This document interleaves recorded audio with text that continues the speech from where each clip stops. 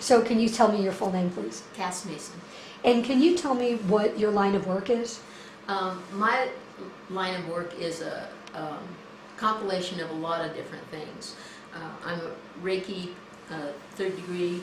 I have a master's in counseling. I do auricular therapy. Can you tell me about auricular therapy? Yes. It's a small device that uses acupressure points on the ear that you put a little charge and it goes right into the brain. Okay. Now this is very good for people who are dealing with drug addiction. Mm-hmm. Okay. Mm-hmm. And so I use it because basically it balances out the brain. So then I may use that before I start a session in RET, which is rapid eye technology. Okay. It's similar to what EMDR does, but it's more aggressive. It works quicker.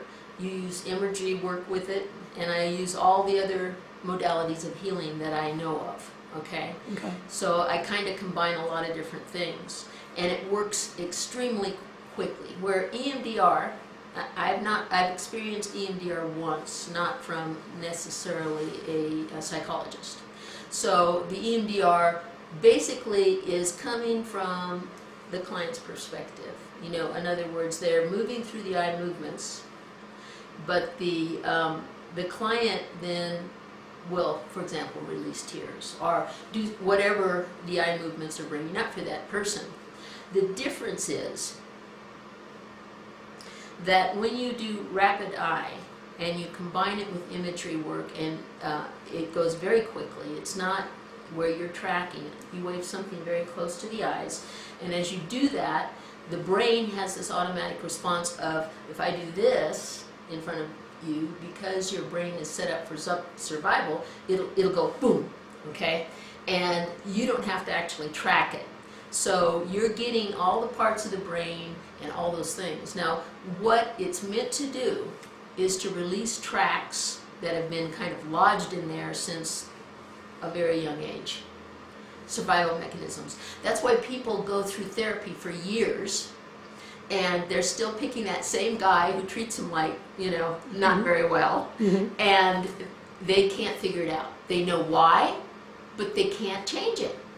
What this work does is it actually uses the brain's technology to unload that track and then download something more positive with a positive reframe. So it's very fast working.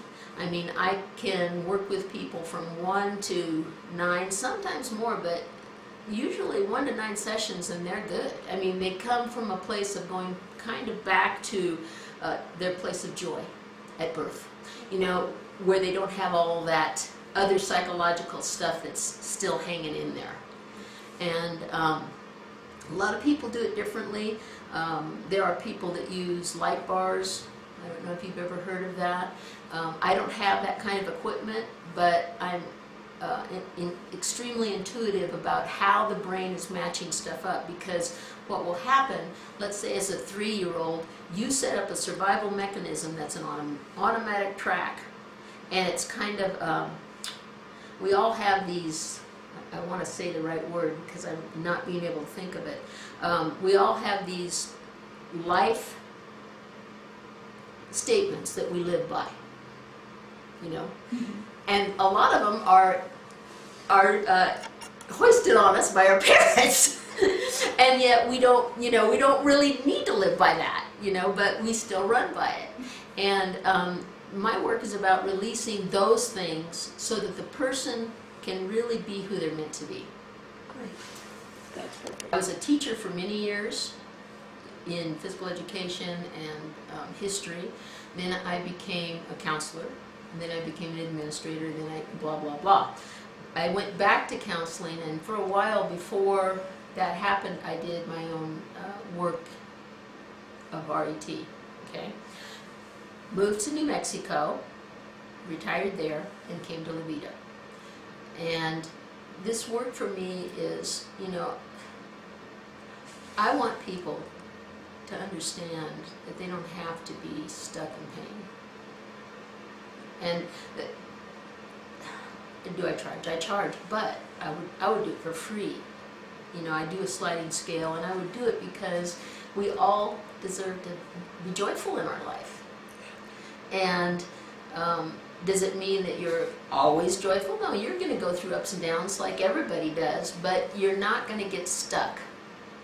And it allows you to have confidence in yourself and move forward in life. So to me, I'm doing a service. And my first thing was Carolyn Mace years ago. I want to say in the, let me think about it, in the 90s, I was first introduced to her by Why People Don't Heal. Okay. In fact, I use some of her work when I'm doing rapid eye. If I get stuck, and what will happen in rapid eye a lot of times is that sometimes I'll tell a person, you need to be aware of if there's anything that's going on in the body. Sometimes somebody will just get this horrible pain in their hand, or this horrible pain in their gut, or their shoulders, or whatever. I look at her chart and I go, okay, tell me about this. And her chart is? Her chart is about the first through sixth chakra, and each chakra maintains certain illnesses. And it equates to certain emotions. Yes, absolutely. So that's how I got involved with her, and I was like digesting her. I mean, I've always been interested in psychology ever since I can remember, you know, and I'm very intuitive and really good at it, putting together, like if I was working on somebody and let's say we were working on a 3-year-old or whatever, and they say this thing, and my job is to think of, okay, that's such a non sequitur. What is that how is that holding that emotion in place? You know, my mother committed suicide and had in a institution when I was 1. I didn't know my mother. There was incest in our family, you know. Now, those are pretty heavy-duty things, right? Yes. To me, it's a story now. It's just a story. Yes, it happened to me, but it's not going to control my life. And people need to recognize that when they come in here and work with me, it's like the emotional part of it is like in one ear and out the other, because I know that's the story. And so if they can release the story, then they're good to go, you know. And so for me, I would say people who are resistant to letting go of some of these things need to understand that we hold on to them for certain reasons. I talked about Carolyn Mace.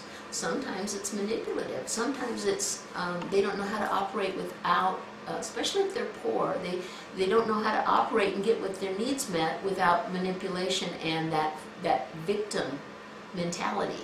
Okay, and I don't blame them. They're doing the best they can in that situation. But ultimately, what I hold out to them is come from a different place. Right. And get in your life what you want to have happen. So, you know, I don't know, I really love my work. You know, I love that. Part of yourself. You have to be working from the inside out to get the help. Because otherwise, you know, there's so many things out there. If somebody looked at my work, they might think it's hokey, but I know what I see on that. I know how they behave afterwards, and I know the relief I see in their face. I know it's working, you know. And I'm the kind of person that does as much research as I possibly can. I mean, I read stuff on EMDR. I did all this stuff to try and figure it out myself because of the way it might look. Because, for example, with rapid eye, you use a wand and you wave it very close to the eye. Well, there's things that are going on there in the brain and with the eyes. So it's not the wand per se. That's an instrument to help you. Or auricular therapy, you know. I know about auricular therapy. I took classes on auricular therapy, but it's, you know, putting a little charge in your ear. I mean, that can sound nuts too, but I see the results. Yeah. And for myself, I can speak to it in that way, you know, the background that I had and where I am after those sessions and the difference it made for me, you know. So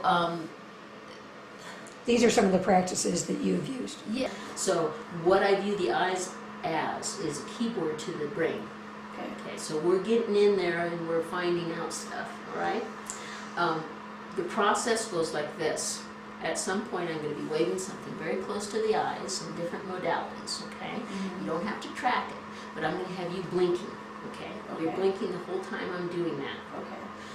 At some point, I'm going to have you do this. Go tight and open.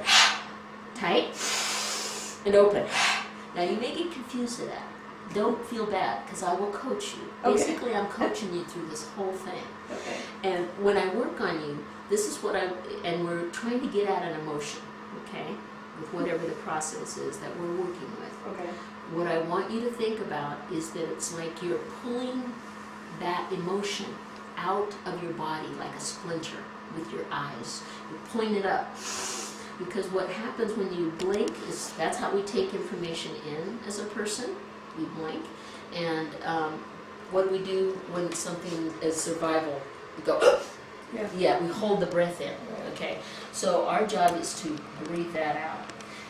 During the process, if you feel anything in the body, if it feels stuck anywhere, do you do Reiki? I do. Okay, do you have an objection to her assisting? Do you have an No. objection to assisting? No, absolutely that not. would be great. No, Okay, so what you would do, you've been in there for a long period of time, sometimes it takes a lot of energy to get it up and out. So her adding energy in just supports you to release that. Very close to the eyes in this different modalities, all right? Okay, and so you go through bringing it up and then releasing it tight and open. Okay, I'm going to ask you to sit up for just a second. Okay. Put your legs over the side. And oh, that's a freezing, sorry. But yours are warm. Okay, so you're going to look right over here in my right eye, and you're going to stay right there. Just take some breaths. Is it jumps past your defense mechanisms? Right, and bring stuff up that. And you're Like not that. necessarily, so Right. what I often do, and I do apologize for, this is your limbic system, kind of, do you feel that? Yeah. It's a little bit of a pinch. It's okay.